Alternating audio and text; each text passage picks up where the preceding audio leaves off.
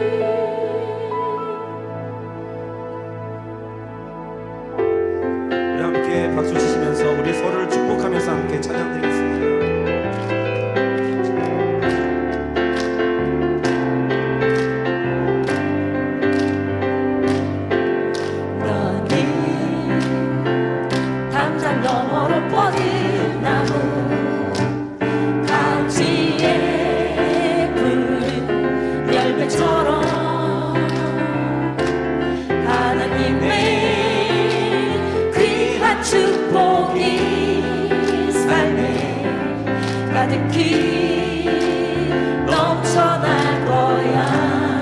너는 어떤 시련이 와도 너는 어떤 시련이 와도 능히 이겨낼 강한 팔 있어. 전능하신 하나님께서 너와 언제나 함께 하시니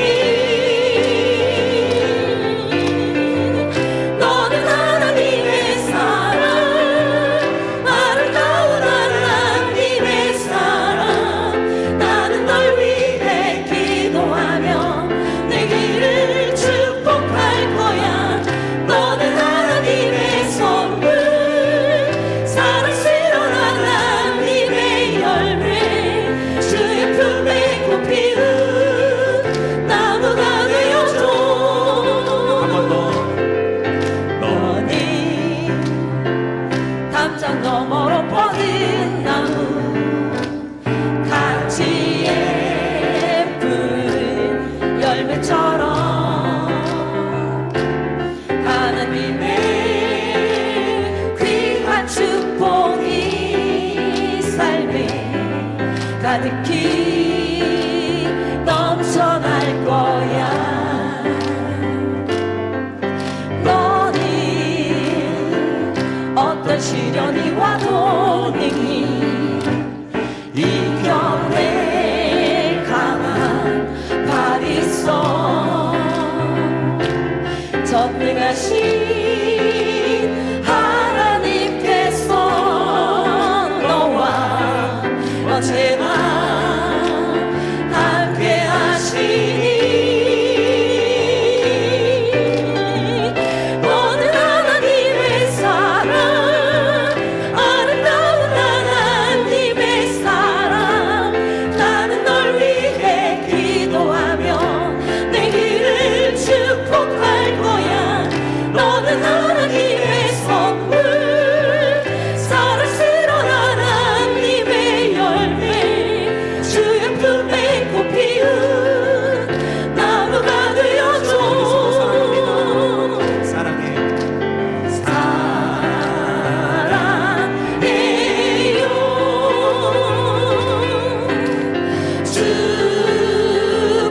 축복해요.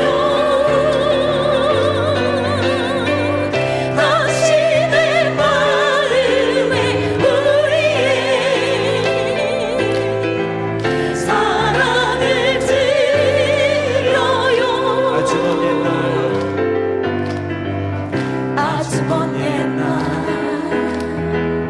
하늘에서는 당신을 향한 계획이 있었죠. 하나님께서 바라보시며 좋았더라고 말씀하셨네. 이 세상 그 무엇보다 귀하게 나의 손으로 창조하였노라. 내가 너로 인하여 기뻐하노라. 내가 너를 사랑하노. 우리 옆에 있는 그들을 바라보시면서 사랑해요. 마음껏 축복합니다. 사랑해요.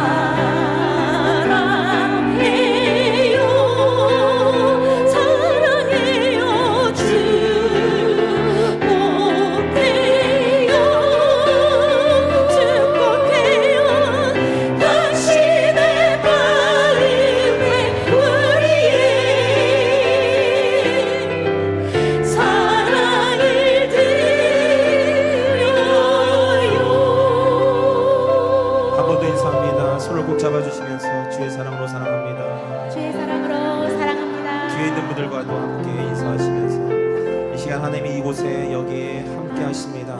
전심으로 우리의 마음을 모아 하나님을 예배할 때 하나님께서 우리 가운데 임하시고 성령의 임재가 나타날 줄 믿습니다. 오늘도 이곳에 하나님 임재하여 주옵소서. 오늘도 세우신 사자 목사님의 입술을 축원하시고 선포하신 말씀을 통하여 우리에게 은혜 되어지며 하나님의 음성을 듣고 돌아가는 귀한 시간 되게 해달라고 이 시간 다 같이 함께 기도하시겠습니다.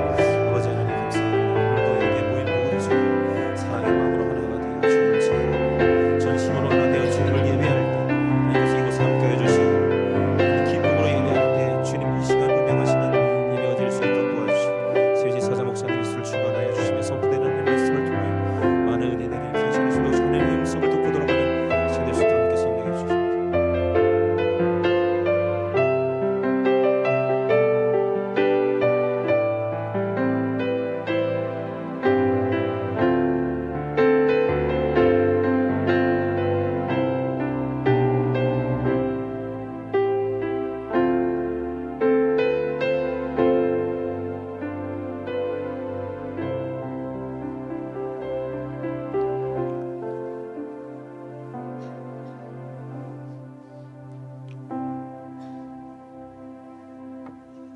다 함께 일어나셔서 묵도하심으로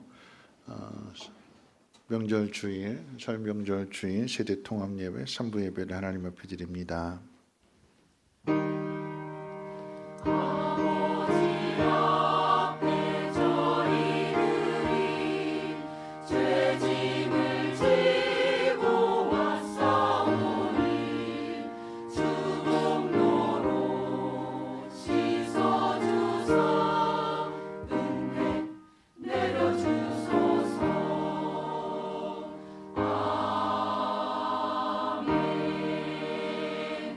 전능하시니 여호와 하나님께서 말씀하사 해 돋는 데서부터 지는 데까지 세상을 부르셨도다.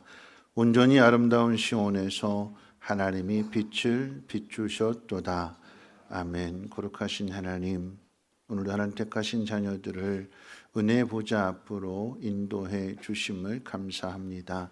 하나님 가족들과의 그 사랑의 교제를 나눈 후에 하나님과의 관계 속에서 하나님을 예배하고자 찾아왔사오니 하나님의 전능하심을 깊이 깨달아 알게 하옵시고 우리가 하나님의 그 자녀가 되었기에 우리 마음속의 두려움과 불안과 염려가 사라지게 하옵시고 시온에서부터 온 세상에 빛이 비추어지는 것처럼 하나님 예배 자리에서부터 우리 마음 가운데 빛이 비추어짐으로 인하여 가정과 공동체와 더 나아가 세상까지 그 빛이 비추어지게 하옵소서. 감사드리며 예수님의 이름으로 기도하옵나이다. 아멘. 찬송가 38장 함께 찬송합니다.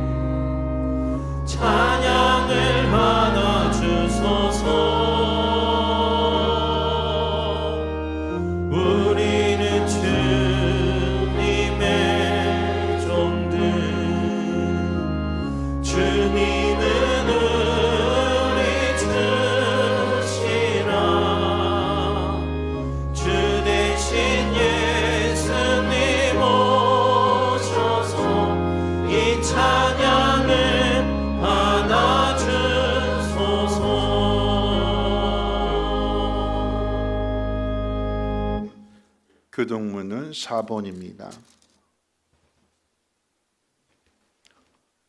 찬송가 드리는 교동문은 4번 함께 교독합니다. 여호와의 나의 말에 귀를 기울이사 나의 심정을 헤아려 주소서. 나의 왕 나의 하나님이여 내가 부르짖는 소리를 들으소서. 내가 주께 기도하나이다. 여호와의 아침에 주께서 나의 소리를 들으시리니 아침에 내가 주께 기도하고 바라리이다. 주는 죄악을 기뻐하는 신이 아니시니 악이 주와 함께 머물지 못하며 오만한 자들이 주의 목전에 서지 못하리이다. 주는 모든 행악자를 미워하시며 거짓말하는 자들을 멸망시키시리이다. 여호와께서는 피 흘리기를 즐기는 자와 속이는 자를 싫어하시나이다.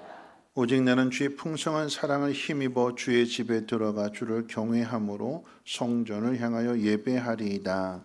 여호와여 나의 원수들로 말미암아 주의 의로 나를 인도하시고 주의 길을 내 목전에 곧게 하소서. 아멘. 사도신경으로 신앙 고백합니다. 전능하사 천지를 만드신 하나님 아버지를 내가 믿사오며 그 외아들 주 예수 그리스도를 믿사오니 이는 성령으로 잉태하사 동정녀 마리아에게 나시고 본디오 빌라도에게 고난을 받으사 십자가에 못 박혀 죽으시고 장사한 지 사흘 만에 죽은 자 가운데서 다시 살아나시며 하늘에 오르사 전능하신 하나님 우편에 앉아 계시다가 저리로서 산 자와 죽은 자를 심판하러 오시리라. 성령을 믿사오며 거룩한 공회와 성도가 서로 교통하는 곳과 죄를 사해 주시는 것과 몸이 다시 사는 것과 영원히 사는 것을 믿사옵나이다. 아멘.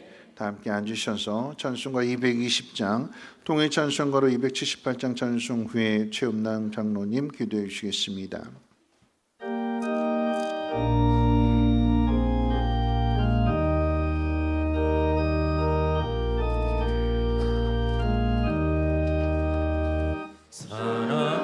사랑하는 주님 앞에 형제 자매 한 자리에 그 시든에 생각하며 즐거운 찬송 부르네. 내 주 예수 오늘마다 모든 사랑 내 몸같이 환난 근심 위로하고 진심으로 사랑하세. 사랑하는 주님 앞에 온갖 충성 다 바쳐서 괴로우나 즐거우나 주님만 힘써 섬기네. 주의 주님 거룩한 손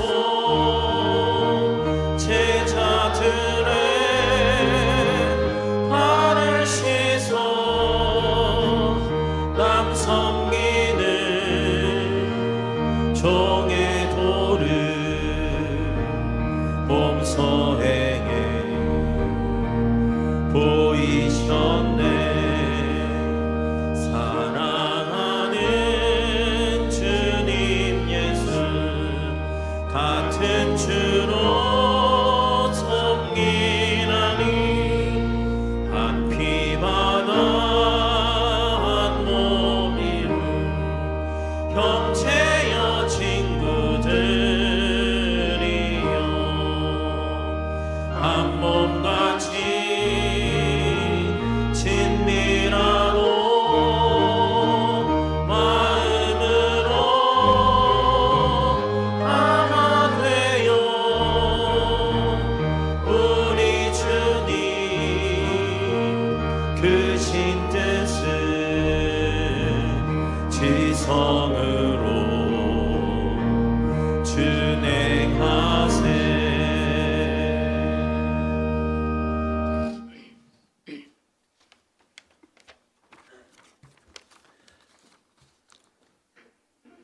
한 주간의 삶도 주님의 돌보심으로 살게 하시고 거룩한 주일을 허락하시어 영의 양식을 구하게 하시고 육의 휴식도 주심에 감사와 영광을 드립니다.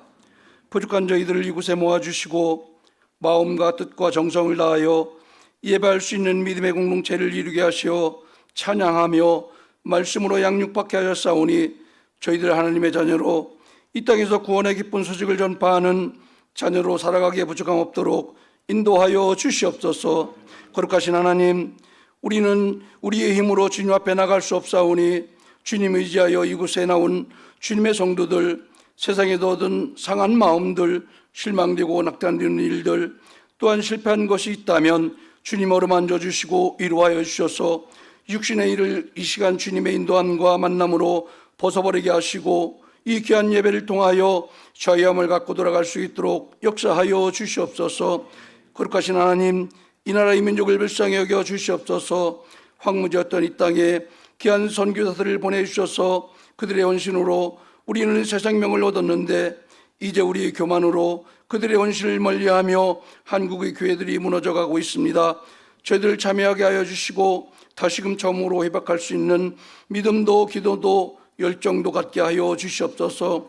성민교회를 사랑하신 하나님, 민속명절을 맞이하여 우리 성도들 부모 형제 자매 온 가족들의 기쁨의 만남이 있게 하여 주시고 풍성한 식탁에서 서로의 사랑과 문안으로 행복한 가정들이 되게 하여 주시옵소서.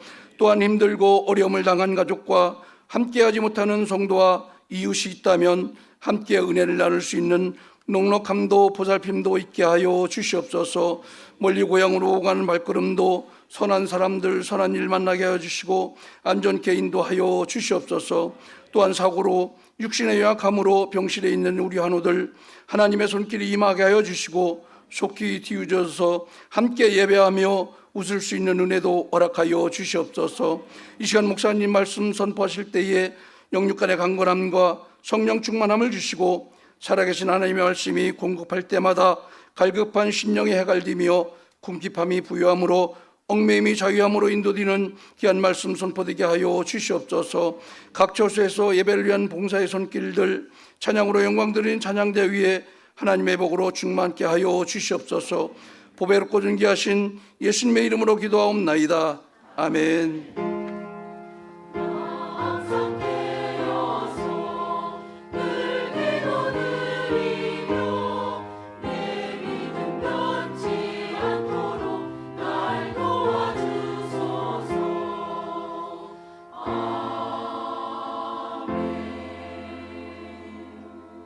네, 교회 소식은 주보를 참고해 주시고 오늘 주일 점심은 설날 연휴 관계로 인해서 없습니다. 점심은 가정에 돌아가셔서 명절 음식으로 함께 더 따뜻하게 나누시기를 바라겠고요. 예담 초등부 겨울 성경학교가 23일부터 25일까지 성민 수양관과 교회에서 이렇게 이어지게 됩니다. 많은 관심 가져주시고 또 주변에 많은 학생들 또 성경학교로 보내주시기를 부탁드려 봅니다. 충남전도의 척사대회가 24일 토요일 오후 5시에 지하 식당에서 있습니다. 물품 후원도 받는다고 하니까 함께 마음을 나눠주시고 함께 하나가 되는 그 자리에 협력해 주시기를 부탁드립니다. 하나님 나라 사명대학이 3월 1일 오전 10시부터 오후 3시 30분까지 본당에서 있습니다. 좋은 강사 목사님을 모시고 하나님 나라에 대해서 함께 강의도 듣고 또 다시 한번 올 한 해 다짐하는 그런 시간으로 교사와 목자와 초원직이 되시는 분들은 필입니다. 필 모두 다 참석해 주시기를 바라겠고요.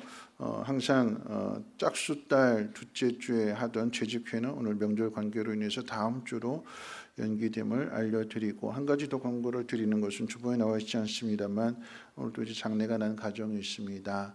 유세영 집사님 그 성도님 남편분이 돌아가셨는데 기도 부탁하기를 이 명절만 지나고 돌아가게 해주세요. 그렇게 했는데 어제 돌아가셔서 이제 내일 발인인데 저녁 예배 마치고 나서 잠깐 조문하러 갑니다. 가실 분들은 준비해 주시고 오셨으면 감사하겠습니다. 하나님 말씀 보도록 합니다. 하나님 말씀은 사도행전 10장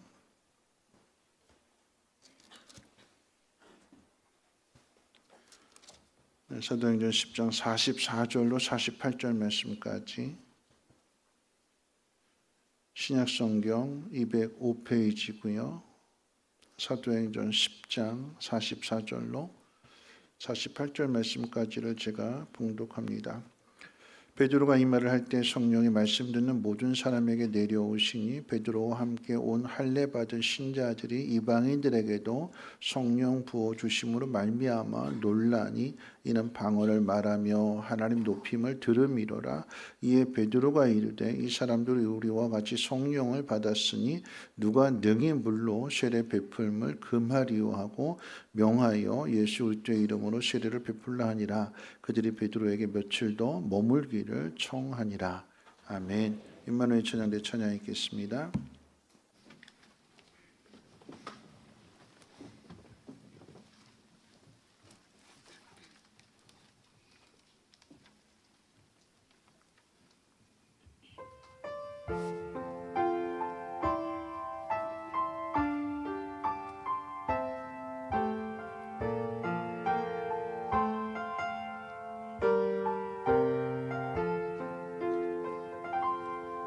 오늘 숨을 쉬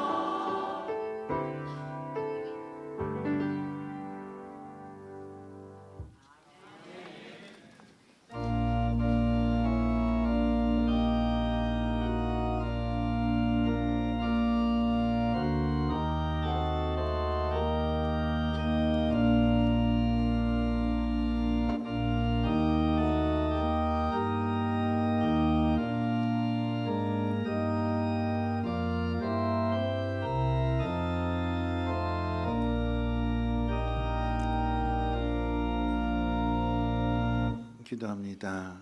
하나님, 모든 것이 하나님의 은혜임을 하나님 알게 하옵소서. 누군가 먼저 걸어간 사람이 있기 때문에 우리가 그 길을 따라감으로 인하여서 고생하지 않고 많은 것들을 얻게 됩니다. 부모의 사랑을 받고 은혜를 받아서 그 안에서 잘 자라기 때문에 그 속에서 보호를 받는 것이며 성장하는 것이며 또 힘있게 세상을 살아갈 수 있게 되는 것입니다.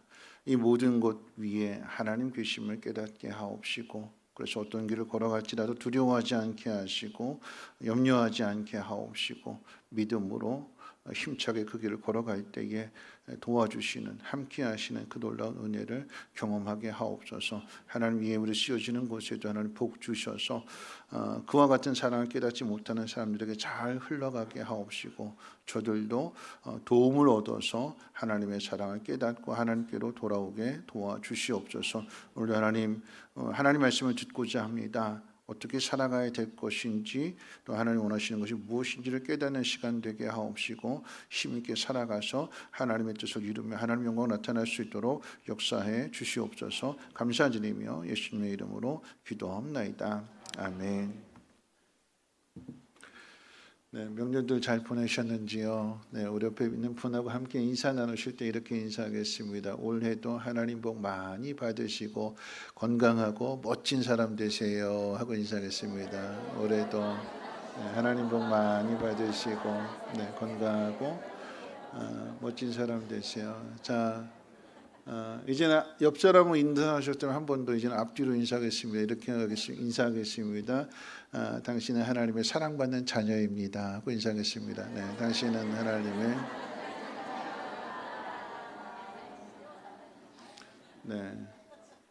인사를 나누실 때 옆에 있는 분하고 인사하게 되면 고개만 돌리면 되잖아요, 그렇죠? 근데 앞뒤로 하게 되면 몸까지 돌려야 되니까 전신 운동이 되는 것입니다. 네, 말씀 듣기 전에 졸지 말고 깨라고 하는 의미도 있는 것이고 잘 들으시라고 하는 의미도 담겨져 있습니다. 어제가 민족 고유의 명절인 설이었습니다. 우리가 왜 설을 명절로 지키게 되는지 그 유래에 대해서는 다양한 의견들이 있는데, 먼저 한번 생각해 본다면 설의 유래는 설다라고 하는 그 단어에서 유래가 되었다고 이야기를 합니다. 다시 말하면 한 해가 지남으로써 우리 나이 드신 분들은 점차 늙어가는 처지를 석다, 석을 포한다라고 하는 그런 마음에서 설이라고 부르기 시작했다라고 하는 말도 있고요. 그 다음은 이제 몸을 사린다, 삼가고 조심한다라고 하는 의미에서 살이 설로 변했다라고 하는 말도 있습니다. 그리고 그 다음으로는 너 몇 살이야? 라고 할 때에 나이를 묻는 살이 설로 바뀌었다라고도 합니다. 마지막으로 처음 만나는 사람에 대하여 낯설다라고 말하는데, 이제 거기서 이제 유래가 되어서 새해는 아직 가보지 않은 길이기 때문에 낯선 길을 가는 거지요. 익숙하지 않은 길을 간다는 그런 의미에서 설로 부른다고도 합니다. 여러 가지 설이 있다라고 하는 것은 명확하지 않다는 것이지만, 이 여러 가지 의미를 종합해서 보면 새로운 해를 맞이하고 이제 하루하루 새로운 일들을 경험하게 될 때에 낯선 일을 조심하고 삼가하며 맞이하는 것이 이 설을 지키는 뜻이 됩니다. 이 설에 관련된 기록은 이제 삼국사기에 기록되어져 있는데, 백제 261년에 설맞이 행사를 했다라고 하는 기록이 남아 있고요. 또 이제 신라 651년에 정월 초하루에 왕이 그 신하들의 새해 축하 인사를 받았다라고 하는 기록이 남아 있습니다. 설 명절에 세배를 드리는 풍속은 아마도 여기에서 비롯된 것으로 생각이 됩니다. 오늘날로 적용해 본다면 장성한 자녀들이 나이가 든 부모님에게 새롭게 낯선 해가 시작되었으니 더욱 조심하시고 건강하게 오래오래 사십시오라고 인사를 드리지요. 그러면 그 인사를 받은 부모님은 그 자녀에게 응답으로 낯선 해가 시작이 되었으니까 너도 올해 몸 건강히 하는 일들이 다 잘 되기를 바란다고 덕담을 건네주는 것입니다. 이 설 명절의 유래와 풍습 속에도 공동체의 정신이 담겨 있는 것을 볼 수 있습니다. 낯선 길을 가야 하고 알지 못하는 길을 가야 하기 때문에 서로에게 조심하고 삼갈 것을 당부합니다. 서로를 격려해 주는 마음이요, 격려하는 마음이기도 하고 걱정해 주는 마음이기도 합니다. 서로의 그 마음을 확인하기 위해 고향의 부모님을 찾는 것입니다. 서울에서 부산까지 10시간, 옛날에는 더 했지요. 고속도로 뚫리기 전에는 20시간, 하루 종일 그 다음 날에 도착하는 경우도 있었다고 합니다. 여러분, 그런 시간이 그렇게 걸림에도 불구하고 고향을 찾았고 또 고향을 찾는 그 자녀들을 위해서 부모님은 정성껏 음식을 준비합니다. 오지 마, 힘든데 뭐하러 와, 명절 지나고 다음에 보면 되지, 힘드니까 오지 마, 그렇게 말씀하시죠. 그렇죠? 근데 그리고 음식 준비하세요. 그래도 갈 거예요. 엄마 음식 준비하지 마, 힘드니까 하지 마세요. 그래도 어떻게 해요? 온다는 말을 들으면 아유 준비한 거 없어. 그런데 보면 이렇게 다 준비해 놓으셨어요. 뭘까요? 앞으로 새로운 2024년을 살아가야 되는데 어떤 일이 있는지 알지 못하는 거예요. 그런데 그 가족이 서로 만나서 서로 격려해주고 걱정해주고 덕담을 해주고 그 속에서 위로를 얻고 힘을 얻고 행복한 마음을 얻고 그래서 힘차게 하루하루를 살아가게 되는 것입니다. 오늘 생각하고자 하는 이 본문의 내용은요, 이방인 고넬료 가정이 구원을 받게 되는 이야기입니다.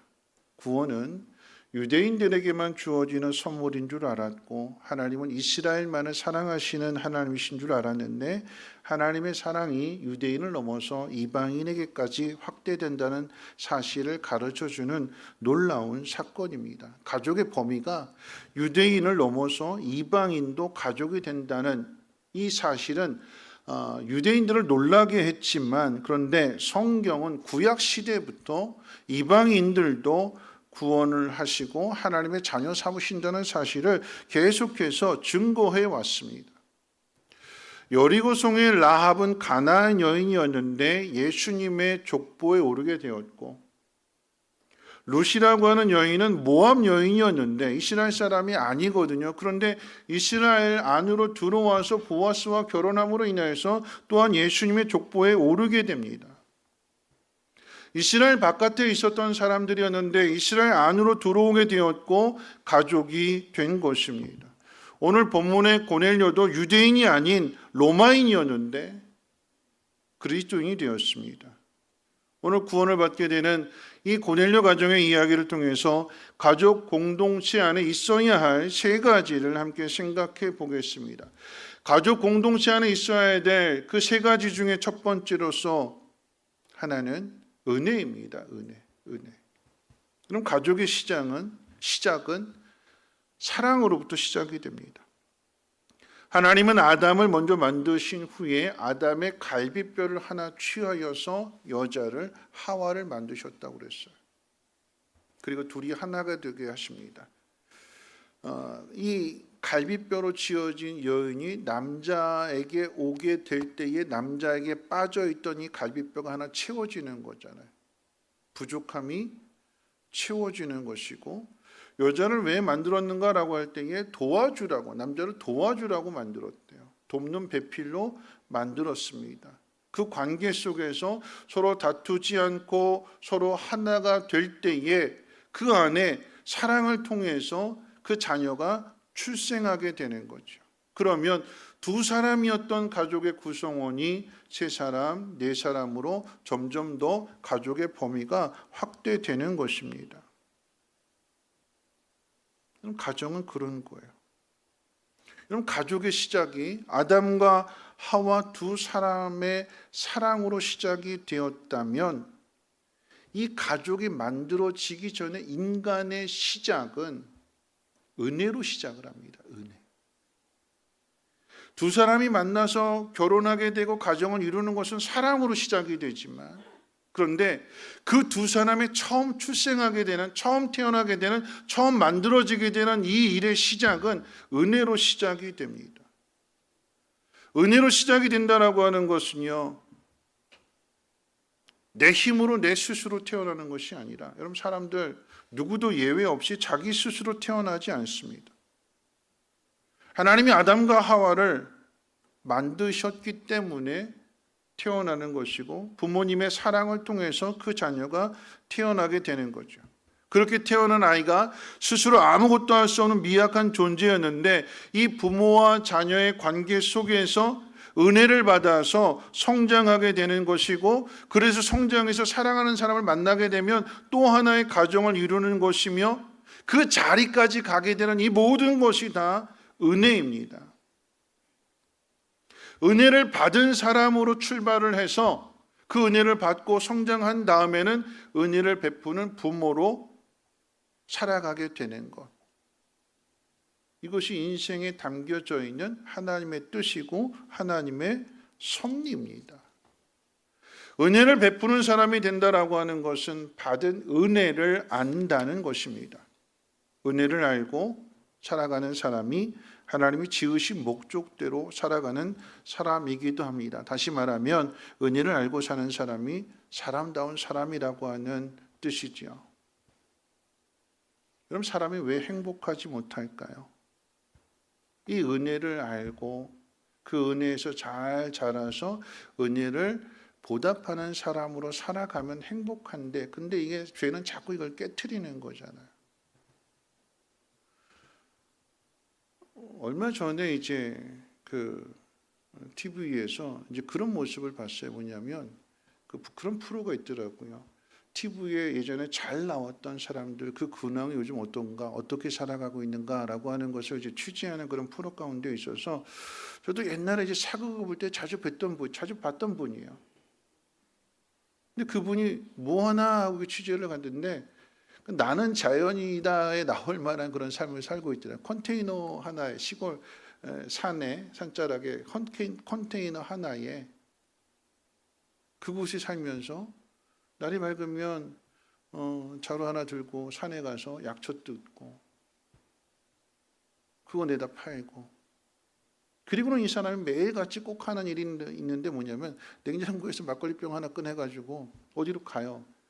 취재진이 따라가 봤더니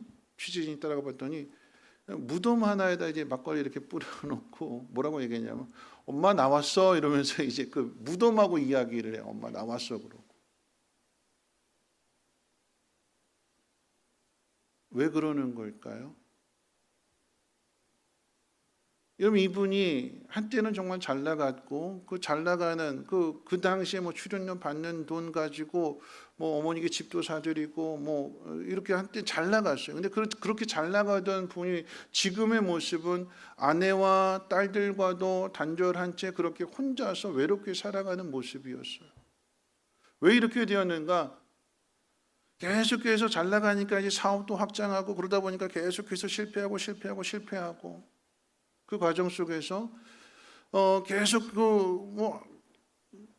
가족을 돌아보지 않고, 물론 이제 가족에게 좀 좋은 환경을 만들어주기 위해서 그렇게 가장으로서 그렇게 열심히 실패한 거 어떻게든지 복구하려고 그런 마음도 있겠지만, 그러면서 결국은 이 골이 깊어지게 되는 것이고, 이제는 서로 외면한 채 남편과 아내의 관계도 깨어지고 부모와 자식과의 관계도 깨어진 채 혼자 있다 보니까 자꾸 누구만 생각나겠어요? 엄마 생각만 나는 거고. 그러면서 자신이 그 슬픈 자리에 있다 보니까, 아, 나도 옛날에 엄마 속 이렇게 썩였구나. 그러면서 뒤늦게 가서 엄마 미안해 그러면서 이렇게 이야기를 하는 거죠. 여러분, 행복할까요? 행복하지 않아요. 여러분, 그분이 해야 될 일은 빈 무덤에 가서 막걸리 부어주고 엄마 나왔어 이렇게 이야기하는 것이 아니라, 깨어진 그 관계를, 아내와의 관계를, 그리고 딸과의 관계를 다시 회복하고 좋은 부모로서 그 역할을 감당해야 되는 거죠. 그것을 외면한 채 그 어디에도 행복을 이야기할 수가 없습니다. 행복하지 못한 이유는요, 은혜를 바르게 알고 그 은혜를 보답하는 삶을 살아가야 되는데 그렇지 않기 때문에 불행해지는 거예요. 여러분, 구원은 하나님의 은혜로 받습니다. 하나님의 은혜로 받는다라고 하는 것은 우리가 하나님의 자녀로 구원받는 그 일에 우리 스스로 행한 일이 없다는 것입니다. 우리 모두가 다 죄인으로 태어납니다. 자주 말씀드립니다만 여러분, 예수님의 제자로 부름을 받은 베드로나 가룟 유다나 별반 차이가 없어요. 예수님을 돈을 받고 팔아먹은 가룟 유다는 더 나쁜 죄인이고, 말로 3번이나 부인하고 도망친 베드로는 돈 받지 않았으니까 죄가 덜할까요? 경범죄일까요? 아니요, 둘 다 똑같은 죄인이에요. 죄라고 하는 것은 거절하는 것이고 반항하는 것이고 대항하는 것이기 때문에 가룟 유다나 베드로나 별반 차이가 없어요. 자기 살겠다고 자기를 보호해주고 지켜주고 사랑해준 그 예수님을 팔아먹는 일이나 배반하는 일이나 모른다고 부인하는 일이나 다 똑같은 죄예요. 그런데 베드로는 돌이키죠. 아니, 정확하게 표현한다라고 하면 베드로는 돌이킴을 당합니다. 돌이킴을 당하는 거예요. 회개를 당하는 거예요. 왜 회개를 당할까요? 너 이렇게 될 거야. 너 닭이 2번 울기 전에 너 나를 모른다고 부인할 거야. 3번이나 부인할 거야. 예수님 가르쳐 주셨어요. 근데 가르쳐 주신 그 말씀 안 듣거든요. 이런 부모님 자녀에게 계속해서 가르쳐 주잖아요. 들어요, 안 들어요? 안 들어요, 안 들어요. 안 들어요. 가르쳐 주는데 안 들어요. 닭의 울음소리를 듣고서야 깨닫게 됐죠. 그런데 깨닫다고 해서 회복이 되느냐? 아니요. 고향으로 내려가잖아요. 그런 베드로를 먼저 가서 기다려 주시고 깊은 데로 그물을 던져라. 오른편으로 그물을 던져라. 그래서 다시 고기도 잡게 해주시고 사명도 주시고 이 모든 것들을 회복시켜 주시는 거잖아요. 여러분, 그 이야기는 주님이 부르셨기 때문에, 주님이 택하셨기 때문에 외면하지 아니하시고 포기하지 아니하시고 끝까지 사랑하심으로 인해서 사람답게 만들어 가신다라고 하는 이야기예요. 그래서 은혜가 되는 거예요. 여러분, 고넬료 가정의 그 구원의 원인은 하나님께 있습니다. 오늘 본문 앞 2절에서 고넬료를 소개하게 될 때 그가 경건하여 온 집안과 더불어 하나님을 경외하며 백성을 많이 구제하고 하나님께 항상 기도하는 사람으로 소개합니다. 이 말씀을 통해 생각하면, 이 말씀만을 해석하면 구제했기 때문에, 기도했기 때문에 구원받은 것으로 생각할 수 있지만, 그가 유대 땅 가이사랴에서 로마 사람으로서, 군인으로서, 백부장으로서 그곳에서 근무할 수 있었던 것이 하나님의 섭리고 하나님의 은혜였어요. 거기서 만나게 되는 그런 유대인들, 그곳에 사는 사람들의 모습을 통해서 하나님 믿는 것이 무엇인지를 눈으로 보게 되고 경험하게 되니까 이방인임에도 불구하고 하나님을 경외하는 사람이 되었고 구제하는 사람이 되었고 기도하는 사람이 되었다라고 하는 이야기요. 이 모든 과정 속에 하나님의 섭리가 있는 것이고 만나게 해주시고 깨닫게 해주시고 도와주시는 그 은혜가 있는 거죠. 여러분, 우리나라가 예수를 믿게 된 거 한번 생각해 보세요. 우리에게 복음을 전해달라고 우리가 요청하지 않았습니다. 아니, 우리는 그 반대였습니다. 서양 귀신이라고 해가지고 쇄국 정책을 통해서 문 걸어 잠궜어요. 오지 말라고 했습니다. 오면 죽인다고 그랬어요. 실제로 복음을 전하기 위해서 온 선교사를 죽였잖아요. 불에 태워 죽이고 창으로 찔러 죽이고 오지 말라고. 오면 이렇게 죽일 거니까 오지 말라고 위협했어요. 그런데 어떻게 해요? 은혜를 받은 선교사님들이 계속해서 와서 이 문을 두드리는 것이고 마침내 문이 열려졌을 때 들어와서 교회를 세우고 병원을 세우고 학교를 세우고. 여러분, 이 기독교가 들어오기 전에 우리나라의 모습, 조선시대 모습을 생각해 본다면 양반과 천민이 있는 신분사회였잖아요. 한 번 종으로 태어나면 끝까지 종이에요. 여자분들은 학교 다닐 수 없고요. 이름도 제대로 불려지지도 않고요. 막 지어지고요. 여성의 인권이라고 하는 것을 여자가 공부하면 집안 망한다고 안 가르쳐 줬어요. 그냥 일이나 할 거지 그러면서 그랬잖아요. 근데 지금 이렇게 찬양대를 하시고, 네. 여성이 리더도 되고 지도자도 되고. 우리나라 예전부터 그런 나라가 아니에요. 이거 꽉 문 걸어 잠그고 있어요. 근데 선교사님 들어오셔서 이런 것도 하나씩 가르쳐 주시고 교육시켜 주시고 이것들을 바꿔주시는 거죠. 그래서 오늘 우리가 이 자리에 있게 되는 것이고, 이 복을 받은 것을 알기 때문에 우리도 이 사랑의 빚을 졌고 은혜의 빚을 졌기 때문에 이것을 갚아나가자, 그래서 선교사를 보내는 것이고 복음을 땅끝까지 전하는 그 일에 우리나라가 귀하게 쓰임받는 거 아니겠습니까? 여러분, 은혜는 위에서부터 밑으로 내려오는 거예요. 높은 사람이 낮은 사람에게 조건 없이 베푸는 사랑이 바로 은혜입니다. 그래서 은혜가 있는 곳은 위에서부터 내려오는 것이고 위에서 값을 다 지불해 주었기 때문에 밑에 있는 사람은 그냥 값 없이 거저와서 먹으면 되고 마시면 되는 거예요. 요한복음 7장 가운데 예수님께서 자신을 생명의 생수라고 말씀하시면서 누구든지 목마른 사람이거든 와서 마시라고 그랬어요. 누구든지 배고픈 사람은 와서 포도주와 젖을 사라고 그랬습니다. 값없이 와서 마시라고 그랬어요. 누구든지 와도 돼요. 그 누구든지 안에는 돈 없어도 되고 세상에서 냉대받고 천대받는 사람도 되고, 그래서 교회에 오면 마음껏 밥을 먹을 수 있게 해줘야 돼요. 그 어디에서도 돈 없다고 내쫓고 냉대했는데, 여러분 교회는 이런 분들을 어떻게 품어줘야 되는 거예요. 누구라도 올 수 있는, 누구라도 와서 쉬어갈 수 있는 곳이 되는 곳, 그것이 교회가 되어야 되는 것입니다. 여러분, 바라고 원합기는 여러분 가정이 행복한 가정이 되고 또 그 교회가 행복한 교회가 되기를 원하기 위해서는 이 은혜가 있어야 되는 거예요. 은혜는요, 위에 있는 사람이 값을 지불해 주는 거예요. 그럼 밑에 있는 사람은요, 그냥 먹으면 되는 거예요. 제가 자주 이제 우스운 이야기를 하는데 전에도 그랬어요. 신영수 목사님, 문영기 목사님 셋 가운데 누가 형이라고요? 네, 밥 사주는 사람이 형이라고요. 근데 어저께 토요일 날 있는데 설교 준비하고 있는데 저 카톡이 왔어요. 뭐하냐? 신광교회로 모여라.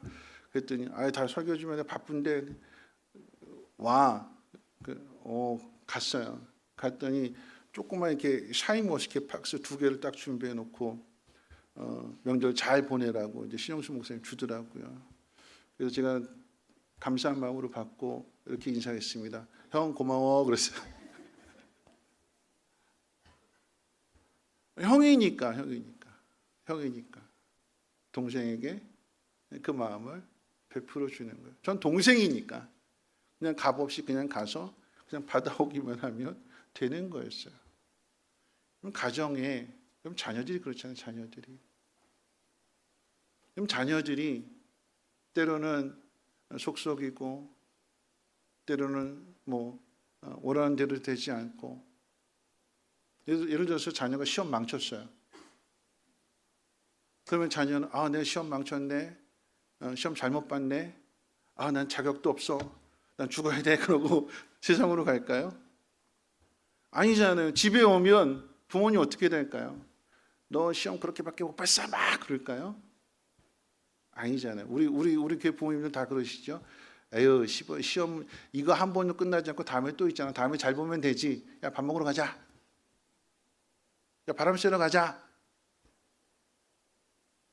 안 그러세요? 다들 그러시죠? 그럼 그 자녀들은 어떨까요?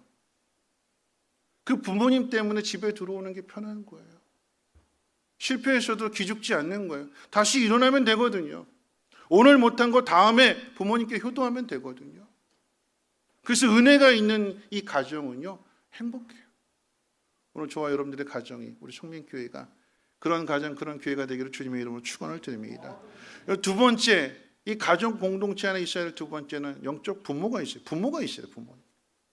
하나님이 이방인들을 구원한 일에 고넬료의 가정을 통해서 공식적으로 인정받게 되는 그 일에 많은 과정들이 있음을 보게 됩니다.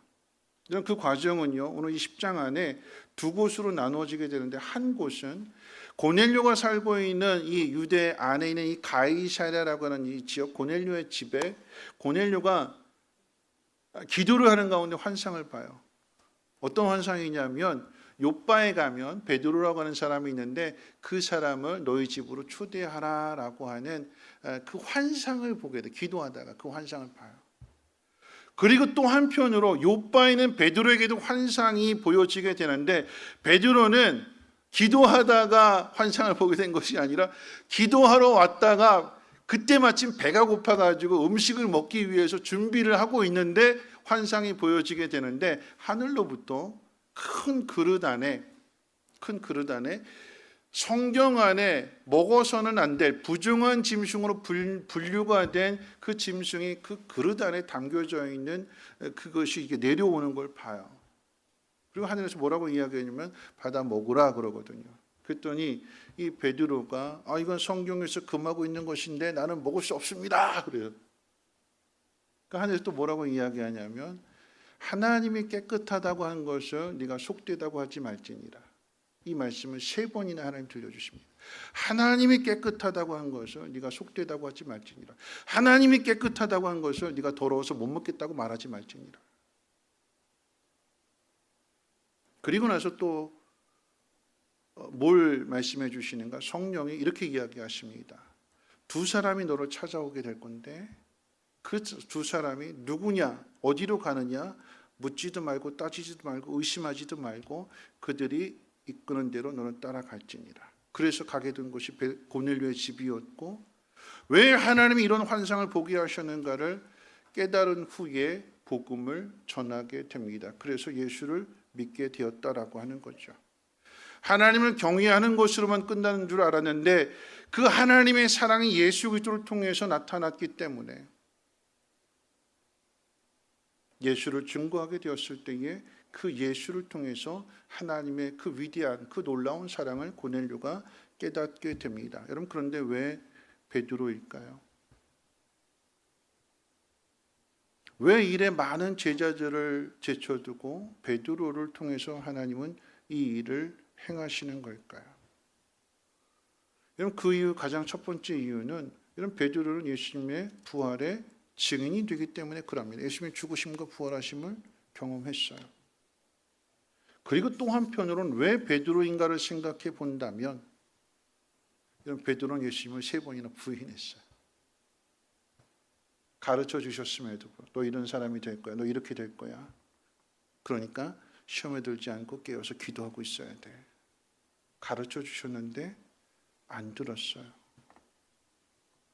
부인했고 외면했고 도망쳤습니다. 베드로에게 그런 과거가 있어요. 여러분, 누구나 한 번쯤 부모님의 마음을 아프게 할 때가 있잖아요. 우리 인생을, 각자 인생을 한번 돌아보면, 저에게도 그렇지만 부모님의 마음을 알지 못하고 철없이 굴 때가 있습니다. 베드로가 그랬는데 그런 베드로를 예수님이 용서해 주셨고 다시 사명을 주셨고 그 베드로가 성령을 받게 됩니다. 이 모든 것이 은혜임을 알기에 그 은혜를 받은 그 경험을 가지고 가서 고넬료에게 가르쳐 주는 거죠. 뭐라고 가르칠까요? 오늘 말씀 같이 한번 읽어볼 텐데, 사도행전 10장 오늘 본문의 앞에 있는 39절부터 41절까지 여러분 성경에 있으니까 한번 보시고, 없으신 분들 화면 보시고요.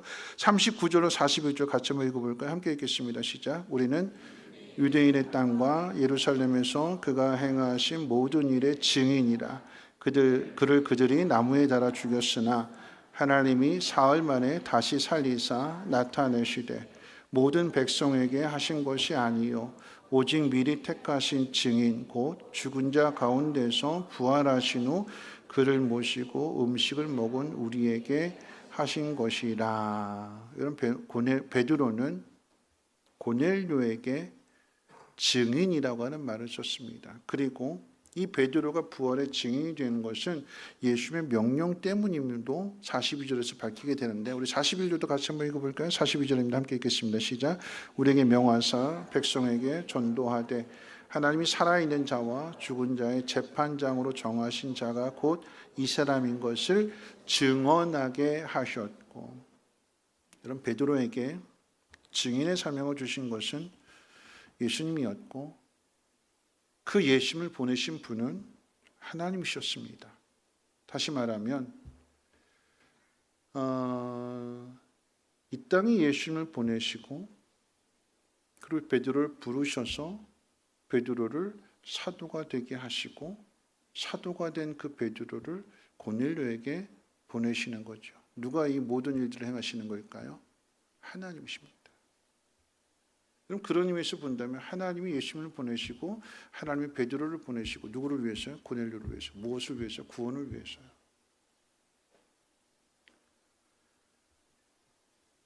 여러분, 그런데 하나님은 한 가지 더 생각해 보면 이 베드로를 고넬료에게 보내실 때 그저 환상만 보여주시지 않았어요.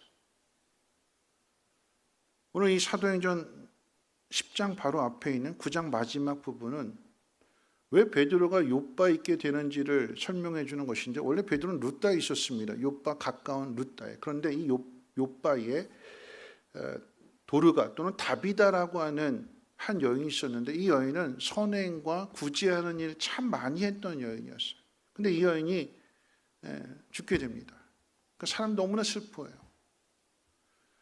하나님, 이런 사람은 좀 오래 살아야 되는데 데려가시려면 나쁜 사람들, 악한 사람들 데려가시지 왜 이 좋은 사람 하나님 데려가시느냐고.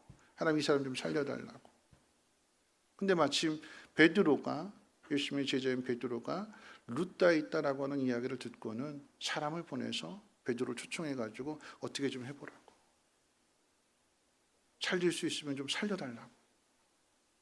베드로가 하나님 향해서 간절히 기도하면서 하나님, 이 여인을 살게 해주세요. 살려주세요. 그렇게 기도한 후에 다비다야 일어나라 그랬더니 정말 이 다비다가 살아난 거예요. 그럼 왜 하나님께서 이 베드로를 고넬료의 가정 가운데 보내기 전에 이와 같은 일들을 경험하게 하시는 걸까요? 베드로가 경험한 그 일이 예수님이 행하신 일들이었고, 예수님을 통해서도 죽었다가 다시 살아나신 분이라고 하는 것을 깨달았는데, 그와 같은 일들을 베드로 자신도 경험하게 되고, 그 경험을 통해서 이제는 정말 주님이 하나님의 아들로서 이 땅에 오셔서 이와 같은 일들을 이루셨음을 누구보다도 확실하게 깨닫고 확실하게 경험하게 되니까 그 경험을 가지고 와서 전하는 거죠. 여러분, 부모가 된다는 것은 한 영혼을 책임지는 거예요. 혼자 살던 사람이 둘이 되고, 둘이 살던 사람이 셋이 되고 넷이 됩니다. 사람의 수가 늘어나는 것만큼 책임도 늘어나고 땀을 흘려야 되는 수고도 늘어납니다. 그런데 두려워하지 말아야 되는 것은 이 모든 것을 감당할 수 있도록 주신 분이 하나님이시니까 하나님이 도와주신다라고 하는 이야기예요. 베드로가 지혜롭고 베드로가 말을 잘해서 고넬료를 구원해내는 것이 아니라 하나님이 모든 과정 속에 만들어 가시고 도와주시고 또 그 사람들을 통해서 역사하시고, 그래서 마침내 구원의 열매가 맺어지게 되는 거예요. 베드로가 한 일은 뭘까요? 자기가 경험한 일을 가서 전하는 것밖에 없었어요. 그랬더니 어떻게 해요? 예수를 믿게 되고 성령까지 받게 되는 거죠. 하나님이 주신 것을 거역하지 않고 받아들이는 그 순종 속에서 이 영적인 자녀들이 출산하게 되는 것이고, 영적인 자녀들이 성장해 가는 것입니다. 그것이 가정이래요. 그 속에 우리의 믿음이 있고 그 부모의 성장이 있는 거예요. 이 자녀들 속속이고 이 자녀들 마음 아프게 하고 힘들게 하고 이 자녀를 돌보는 일에 내가 더 많이 땀을 흘려야 되는 것이지만 이게 결코 헛되지 않고 여기 아름다운 열매가 있고 이 자녀들이 성장해서 그래서 훗날 이 자리에 서게 되는 그것을 이와 같은 모든 과정들을 통해서 보게 되는 거예요. 자, 마지막 세 번째인데요. 여러분, 가정 안에는 성장하는 자녀도 있어야 되는 거죠. 성장하는 자녀들. 오늘 세대 통합 예배로 드려요. 주일학교, 중고등부, 청년부 함께 온 가족이 다 예배를 드리죠. 어제 설 명절에 저도 이제 가족이 이제 어머니 집이 이제 성남이니까 뭐 1시간이면 가는 거리니까 늦지막하게 출발을 했어요. 그래서 이제 밥을 다 먹고 이제 엄마 이제 딸기를 씻어 준비하셨는데 딸기 알이 크지는 않고 이제 좀 작았는데 먹어보니까 되게 달았어요. 딸기 맛있다. 다들 딸기가 맛있으니까 다 포크가 다 딸기로 가는 거예요. 근데 딸기로 포크가 가는 과정 속에서 저는 딸기를 찝을 때, 콕 찝을 때 뭘 찝었을까? 어떤 딸기 찝었을까요? 큰 거. 제가 덩치가 크니까 큰 거 먹을 것처럼 보이지만 제가 딸기에 포크가 가는데 제 포크가 가는 곳에 보니까 다른 딸기에 비해서 작고 시퍼런 딸기에 푸릇푸릇한 딸기에 빨갛고 달아 보이는 그 딸기에 포크로 가지 않고 푸릇푸릇한 딸기에 포크로 가면서 순간 제 마음속에 그 옆에 이제 아들도 있고 딸도 있었는데 순간 제 마음속에 그런 마음이 들었어요. 내가 포크로 이걸 먹는 걸 얘들이 알까? 이 부모의 마음을 알까? 정말 거짓말 아니고 제가 포크로 이렇게 저거 먹어야겠다 그러면서 가면서 내가 이거를 찝어서 먹는 달지 않고 시큼한 이걸 먹는 이 마음을 이 아빠의 마음을 얘들이 알까 그러면서 먹으면서 한번 쳐다봤어요. 알까요? 몰라요?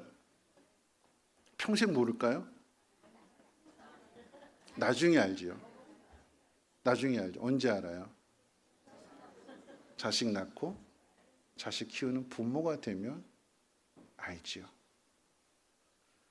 여러분, 그 이야기는요. 내가 사랑을 베풀고 내가 은혜를 베푸는 그것에 대해서 그 사랑을 받고 은혜를 받은 그 아이도 성장하면 그런 부모가 되는 것이고 누구를 통해서 알아요? 누구를 보면 알 수 있어요? 나를 보면 알 수 있잖아요. 그렇죠? 나를 보면 알 수 있는 거예요. 나도 처음부터 그랬을까요? 아니죠. 나도 부모님의 사랑을 내가 받기 때문에. 어떤 사랑일까요? 생선 먹으면 어느 부분만 드세요? 부모님은요? 머리만 드세요. 왜 머리만 드실까요? 어두육미예요? 아니죠. 그죠? 남은 거 먹는 거예요. 남은 거. 좋은 거 자녀에게 주고. 그런 사랑을 내가 그때는 몰랐는데 내가 부모가 되니까 어느새 파란 딸기에 포크를 찍는 그런 내가 되었더라고요. 이 아이들이 알까요? 알지요. 지금은 모르지만. 여러분, 가정 안에는요. 부모와 자녀는 그 부모를 보고 닮아가는 거예요. 그래서 오늘 성경은 뭐라고 이야기하는가? 그 증거를 이 이방인 고넬료 가정이 구원받은 증거로 이야기할 때 그들이 성령을 받았다. 성령. 그런데 성령을 받은 증거가 무엇이냐라고 할 때 그들이 방언을 하더라. 그런데 그 방언을 통해서 하나님을 높이고 하나님을 찬양하더라. 여러분, 이 일은요. 오늘 사도행전 10장에 기록되어진 일이지만 그 앞서 사도행전 2장에 베드로가 경험했던 일이에요. 성령을 받게 되고 성령을 받으니까 이 성령이 말하게 하심을 따라서 각 나라의 방언으로 그 언어를 배운 것도 아닌데 그 언어로 설교를 하게 되고 복음을 전하게 되고 그랬더니 각 나라의 사람들이 자기 나라 말로 알아듣게 되는 어떤 내용이었을까요? 하나님이 우리를 위해서 예수 그리스도를 주셨다. 근데 너희가 그 예수를 죽였다. 근데 그 예수는 하나님의 은혜로 하나님의 능력으로 다시 살아나서 우리의 구주가 되셨다. 하나님 높이는 거였어요. 내가 성령 받아서 겪었던 그 일을 오늘 사도행전 10장에 고넬료에게 성령이 임하게 되는 그 모습을 통해서 어떻게 똑같은 모습이거든요. 부모가 살아왔던 그 삶의 모습을 그 자녀가 똑같이 닮아가는 거예요. 그래서 부모와 자녀입니다. 여러분, 우리는 하나님을 만나지 못한다면 그저 육체적인 그런 유전자들만을 물려주는 거예요. 근데 하나님 만난 자녀는 하나님을 닮아가는, 하나님의 아버지가 되시기 때문에 하나님을 닮아가는 그 모습을 사랑하는 자녀들에게 가르쳐 줄 수 있는 것이고, 은혜를 통해서, 사랑을 통해서 보여주게 될 때에 그 은혜를 받은, 그 사랑을 받은 자녀가 훗날 시간이 지나서 그 자리에 서게 될 때에 그 사람이 되는 거죠. 이런 말씀을 맺으면서, 여러분, 이 가정 안에 은혜가 있어야 되고 또 자녀를 잘 돌봐주는, 책임져주는 부모가 있어야 되고, 자녀는 그 부모의 사랑을 받으면서 그 속에서 바르게 잘 성장하게 될 때에 은혜를 알고 은혜를 베푸는 사람으로 변화되어지게 되는 것입니다. 인간은요, 하나님으로부터 창조가 되었습니다. 하나님은 성경을 통해서 우리가 잘 아는 말씀으로 설명한다면 이렇게 말씀하십니다. 하나님이 세상을 이처럼 사랑하사 독생자를 주셨으니 이는 저를 믿는 자마다 멸망치 않고 영생을 얻게 하려 하십니다. 인간이 누굴까요? 인간이 어떤 사람일까요? 하나님의 사랑을 받는, 하나님이 사랑하시는 자입니다. 하나님은 우리를 얼마나 사랑하시는가에 대해서 죄인인 우리들을 위해서 하나밖에 없는 그 아들도 아끼지 않고 내어주시는 분으로서 하나님의 마음을, 하나님의 사랑을 우리에게 소개해 줍니다. 내가 너희를 이렇게 사랑한다. 그러면 무엇이 두려울까요? 그럼 자주 사용하는 예화 가운데 그런 예화가 있어요. 돈에 대한 예화인데 5만 원권 지폐, 그게 구겨졌어요. 때도 묻었습니다. 닳기도 했어요. 가운데가 반쯤 찢어지기도 했습니다. 그럼 그 5만 원권 못 쓸까요? 아니죠. 물론 빳빳한 돈, 새 돈, 그것도 5만 원이지만 구겨진 것도 찢어진 것도 5만 원 가치가 있는 거예요. 그거 가지고 가면, 상점에 가면 5만 원만큼의 물건을 살 수가 있습니다. 우리의 모습이, 그리고 우리의 인생이, 아니 내 인생이 찢어진 것 같고 빳빳하지 않고 희미한 모습이고 힘이 없는 모습이고 다른 모습이라 할지라도 5만 원권의 이 가치는 변하지 않는 것처럼 우리가 누구인지는 변하지 않습니다. 우리가 누구래요? 하나님 자녀래요. 그럼 하나님의 자녀는 어떻게 살아야 될까요? 구원받은 하나님의 자녀는 어떻게 살아야 될까요? 오늘 고넬료는 그 구원받은 증거로서, 그랬기 때문에 구원을 받은 것이 아니라 예수를 믿는 사람으로서 기도하는 일, 그리고 구제하는 일, 남을 돕는 일을 더 풍성하게, 더 깊이 하는 사람이 됩니다. 탤런트 김혜자 씨가 이런 말을 했습니다. 좋은 가정에서 태어났어요. 장관의 딸입니다. 얼굴도 예뻐요. 탤런트로 성공도 했습니다. 모든 것 다 가져봤어요. 근데 그분이 이렇게 이야기합니다. 인생 별거 아니더라. 다 누려보고 다 기쁨이란 기쁨은 다 맛봤는데 내 인생 가운데 가장 보람된 일은 남을 도와주는 일이었더라. 그게 그때가 가장 행복하더라. 월드비전의 그 홍보 대사가 되어서 그 2000년도에 방글라데시의 한 소년을 13살 먹은 그 제임스라고 하는 그 소년의 후원자가 돼요. 이 아이는 집이 너무나 가난해서 고등학교를 진학할 수 없는 아이였어요. 부모님이 등록금을 대줄 수 없는. 그러면 일하러 가야 되는 거죠. 그런데 이 김혜자 씨가 엄마가 되어주는 거예요. 후원자가 되어주는 거예요.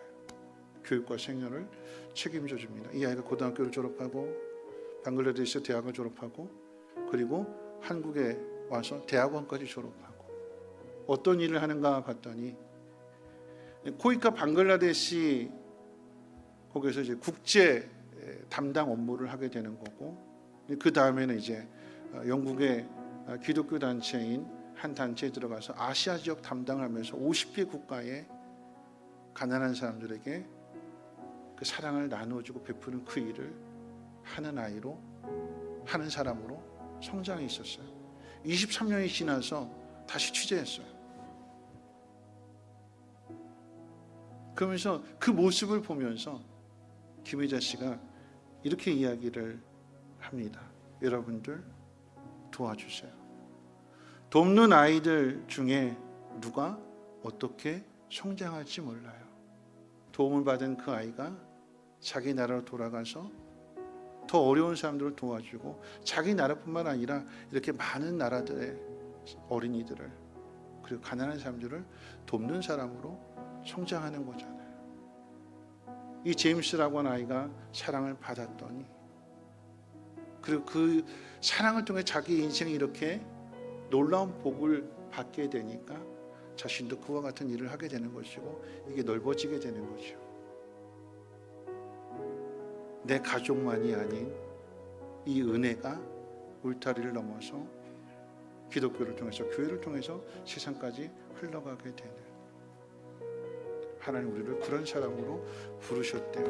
여러분 올해 삶이 어떤 일이 일어날지 모르고 또 어떤 고난을 만날지 모르겠지만 여러분 두려워하지 마시고 염려하지 마시고 하나님 그런 우리를 통해서 놀라운 일들을 이루어 가신답니다. 그 하나님을 예비하며 찬양하는 우리 모두가 되시기를 주님의 이름으로 축원을 드립니다. 함께 일어나셔서 우리를 사용하셔서 함께 부르고 기도하고 축도를 마치겠습니다.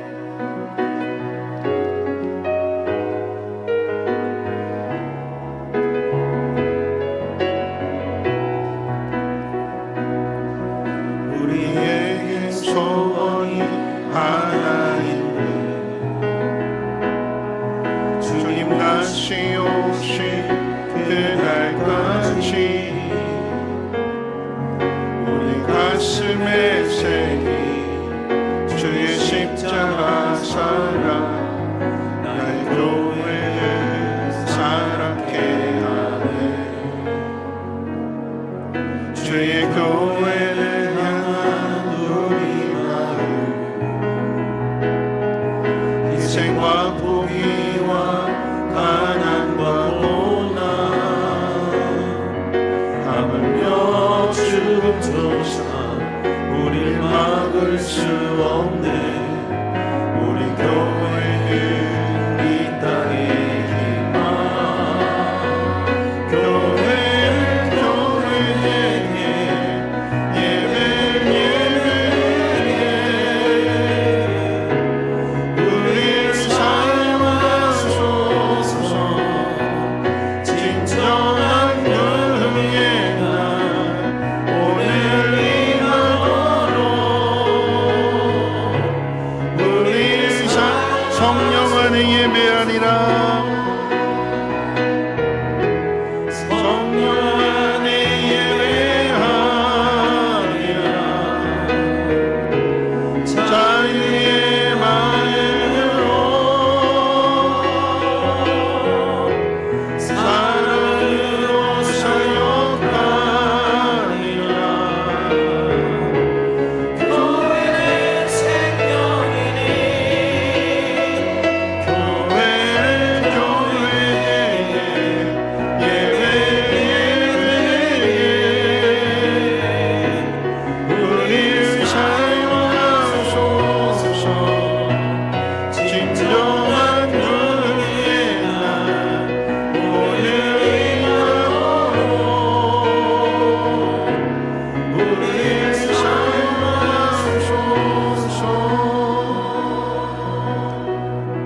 오늘 말씀 생각하면서 함께 기도하는 시간을 가져봅니다. 여러분, 소리라고 하는 것은 낯선 일을 만나야 되고 낯선 길, 알지 못하는 길을 가야 하기 때문에 삼가하고 조심하라 라고 하는 것을 서로 격려해주고 또 새 힘을 불어넣어주는 거죠. 가족이 있기 때문에 힘들지만 어렵지만 그 길을 갈 수 있는 것처럼, 그럼 우리가 이 모든 것들을 이겨낼 수 있는 것은 하나님 우리 아버지 되시기 때문에 그러합니다.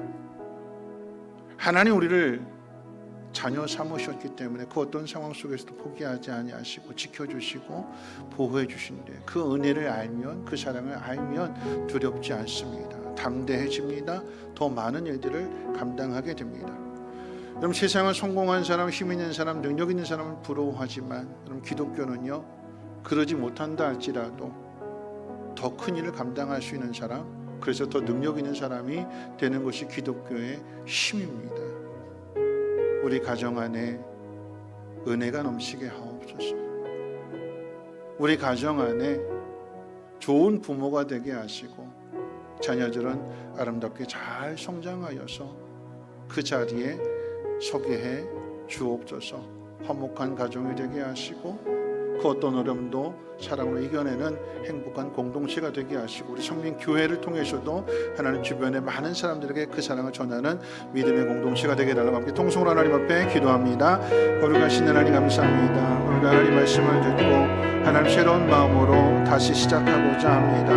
하나님, 먼 거리, 그 거리를 갈 수 있는 것은 사랑이 있기 때문이고 은혜가 있기 때문입니다. 거기에 위로가 있고 격려가 있고 소망이 있기 때문입니다. 어렵고 힘든 일을 만날지라도 하나님 가족의 힘을 통해서 이겨내게 하옵소서. 어렵고 힘든 일을 만날지라도 하나님 우리의 아버지 되심으로 인하여서 아들을 주시기까지, 하나밖에 없는 그 아들을 내어주시기까지 우리를 사랑하시는 그 사랑을 기억하고 힘을 내게 하여 주시고 은혜에 보답하는 삶을 살아갈 수 있도록 역사해 주시옵소서. 하나님, 고넬료가 겪은 그 일이 베드로가 앞서 겪은 일이요, 그것을 통해서 하나가 되어지는 것처럼 하나님 부모가 걸어간 그 길을 자녀들 함께 걸어감으로 인하여서 행복한 가정 되게 하옵소서. 행복한 교회로, 성민교회를 세워주시고 많은 일들을 능히 감당할 수 있도록 기름 부어 주시옵소서. 좋으신 하나님, 온 세대가 한자리에 모여서 예배합니다.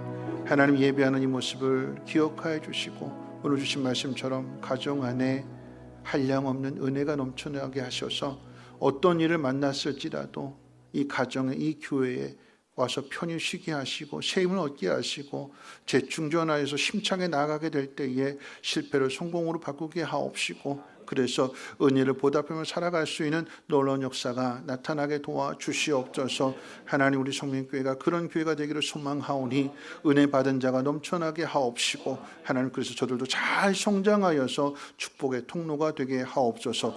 이제는 우리 주 예수 그리스도의 무한하신 은혜와 하나님의 그 크신 사랑하심과 성령님의 감화 감동 충만 보호 역사하심이 하나님의 그 사랑을 잘 전할 수 있는 가정, 또 교회 되기로 다짐하고 결단하는 주의 백성들 머리머리 위에 가정과 하는 모든 일들과 특별히 자녀들 위해 성민교회 쉼터 유치원, 이 나라의 민족과 북한 땅과 전 세계 위에 이제로부터 영원토록 항상 함께 있을지어다.